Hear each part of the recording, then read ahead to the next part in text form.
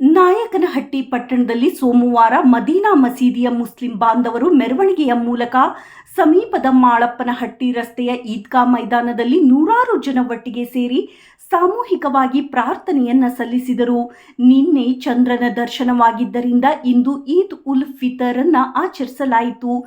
ಈ ಹಬ್ಬವು ಸೌಹಾರ್ದತೆ, ಶಾಂತಿ ಮತ್ತು ಸಮಾಜದಲ್ಲಿ ಸಮೃದ್ಧತೆಯನ್ನು ನಿರ್ಮಿಸಲು ಪ್ರತಿಯೊಬ್ಬರೂ ಸ್ಫೂರ್ತಿಯಾಗಿದೆ. ಹಬ್ಬ ಸ್ನೇಹ, ಭ್ರಾತೃತ್ವ, ಪ್ರೀತಿ, ಪರಸ್ಪರ ಗೌರವವನ್ನು ಪಸರಿಸುವ ಸಂಕೇತವಾಗಿದೆ. ಮುಸ್ಲಿಂ ಬಾಂಧವರು ಒಬ್ಬರನ್ನೊಬ್ಬರು ಅಪ್ಪಿಕೊಂಡು ರಂಜಾನ್ ಶುಭಾಶಯ ಹೇಳುತ್ತಾ ಹಬ್ಬವನ್ನು ಆಚರಣೆ ಮಾಡಿದರು.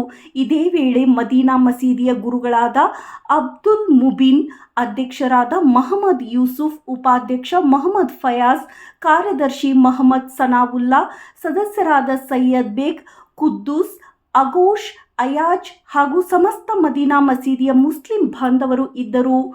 ವರದಿ KT ಓಬ್ಳೇಶ್, ನಲಗೇತನಹಟ್ಟಿ.